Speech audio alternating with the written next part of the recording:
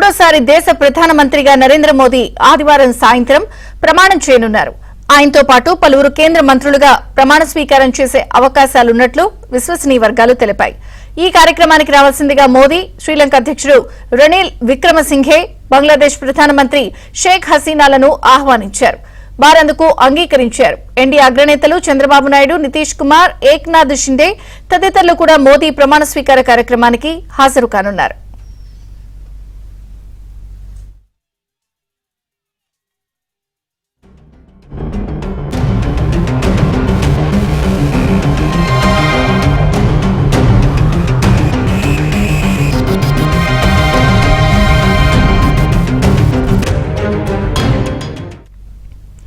మోదీ మంత్రివర్గంలో పలువురు పాత మంత్రులను పక్కన పెట్టే అవకాశాలు ఉన్నాయని, కొనసాగించే మంత్రుల శాఖలను కూడా మార్చవచ్చని సమాచారం. గత కేబినెట్లో ఆర్థిక మంత్రిగా కీలక బాధ్యతలు నిర్వహించిన నిర్మలా సీతారామన్ సొంత రాష్ట్రం తమిళనాడులో బీజేపీ ఒక్క సీటు కూడా గెలుచుకోలేకపోవడం, ఎన్నికల్లో పోటీ చేయడానికే ఆమె ముందుకు రాకపోవడంతో ఈసారి ఆమెను కేంద్ర మంత్రివర్గంలోకి తీసుకుంటారా లేదా అన్న చర్చ నడుస్తోంది.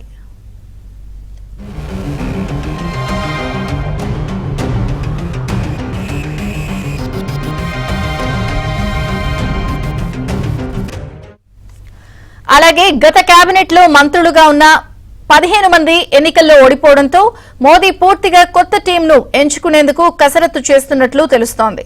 కీలకమైన ఆర్థిక, హోం, రక్షణ, విదేశాంగ, వాణిజ్య శాఖలు మినహా మిగతా మంత్రిత్వ శాఖలను మిత్రపక్షాలకు కేటాయించేందుకు మోదీ సుముఖంగా ఉన్నట్లు బీజేపీ వర్గాలు తెలిపాయి. మరోవైపు బీజేపీ, ఆర్ఎస్ఎస్ ముఖ్య నేతలు బీజేపీ అధ్యక్షుడు జేపీ నడ్డా నివాసంలో గురువారం సమావేశమై మంత్రివర్గ కూర్పుపై చర్చించారు. ఈ సమావేశంలో అమిత్ షా, రాజ్నాథ్ సింగ్, బిఎల్ సంతోష్, సురేష్ సోని, దత్తాత్రేయ హొసబలే, అరుణ్ కుమార్ తదితరులు పాల్గొన్నారు. మంత్రివర్గంలో స్థానం ఆశిస్తున్న పలువురు ఎంపీలు ఇప్పటికే ఢిల్లీకి చేరుకున్నారు.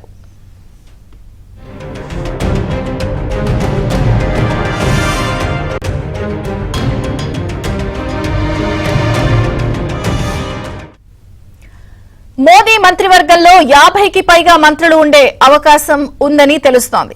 24 నుంచి 26 మంది కేబినెట్ మంత్రులు, దాదాపు 30 మంది సహాయ మంత్రులు ఉండొచ్చని సమాచారం. బీజేపీ నుంచి 10 నుంచి 15 మంది కేబినెట్ లోకి అవకాశం కల్పించొచ్చని ఆ పార్టీ వర్గాలు తెలిపాయి. కేబినెట్ కూర్పుపై తెలుగుదేశం, బీజేపీ మధ్య ఇప్పటికే చర్చలు జరిగాయని విశ్వసనీయ సమాచారం. ఇవాళ జరిగే ఎన్డీఏ పార్లమెంటరీ పార్టీ సమావేశానికి హాజరు కావడం కోసం చంద్రబాబు నిన్న రాత్రి ఢిల్లీ చేరుకున్నారు. కేంద్ర స్థాయి నేతలతో ఆయన నిన్న రాత్రి కూడా మంతనాలు కొనసాగించినట్లు తెలిసింది. ఎన్డీఏ ఇతర భాగస్వామ్య పక్షాల్లో జేడీయూకి 2, ఎల్జేపీ, ఆర్ఎల్డీ, శివసేన, ఎన్సీపీలకు ఒక్కొక్కటి చొప్పున మంత్రి పదవులు కేటాయించే అవకాశాలు ఉన్నాయని తెలుస్తోంది.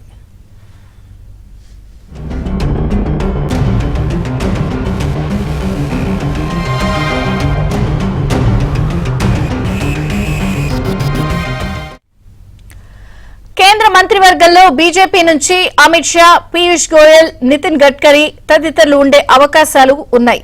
మహిళా మంత్రుల్లో అపరాజిత సారంగి, బాన్సురి స్వరాజ్, రఘుబాటి పురంధేశ్వరి, డీకే అరుణ పేర్లు పరిగణలో ఉన్నాయి. తెలంగాణ నుంచి కిషన్ రెడ్డితో పాటు బీసీ నేతల్లో ఈటెల రాజేందర్ లేదా బండి సంజయ్ పేర్లు పరిశీలిస్తున్నట్లు సమాచారం. ఇవాళ ఎన్డీఏ ఎంపీల సమావేశం తర్వాత మంత్రివర్గంలోని పేర్ల జాబితాపై కసరత్తు ఒక కొలిక్కి వచ్చే అవకాశాలున్నాయి.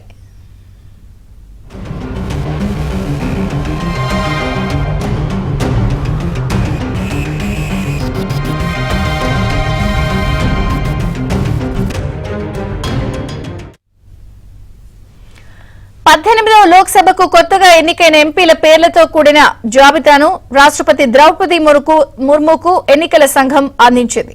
గురువారం రాష్ట్రపతిని ప్రధాన ఎన్నికల కమిషనర్ రాజీవ్ కుమార్, ఎన్నికల కమిషనర్లు జ్ఞానేష్ కుమార్, సుఖ్బీర్ సింగ్ సంధు కలిశారు.